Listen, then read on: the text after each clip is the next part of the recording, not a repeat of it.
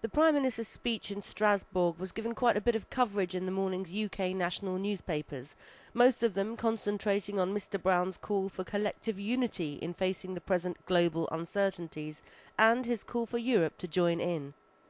Mr. Brown's speech yesterday to the lawmakers at the European Parliament kicked off a whirlwind tour around the world to drum up support for a deal on the global economy at the G20 meeting next week.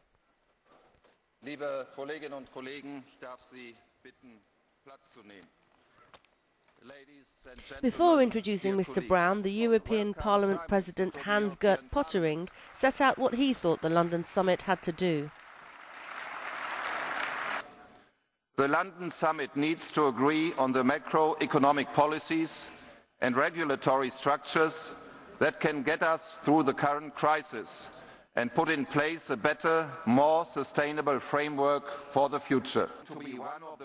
Gordon Brown added that those regulatory standards should be set across Europe and the world. And I say it is not enough to promote self-regulation and allow a race to the bottom.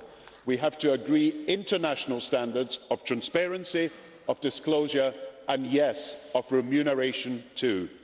The Prime Minister urged Europe to work with the United States of America to help sort out the economic instability.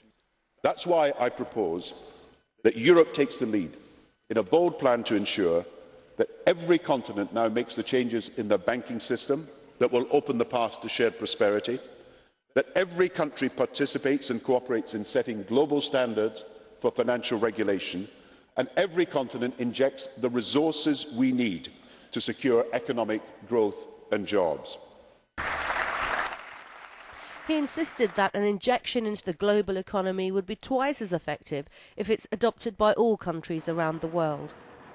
Mr. Brown now heads off on a whirlwind tour to gain further support for his proposals. Earlier this month, he met with the US President Barack Obama at the White House, both leaders expressing support for much common ground in addressing the present challenges.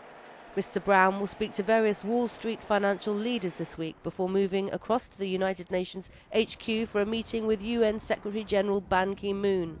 Then it's off to South America for several days before returning home to prepare for the G20 gathering.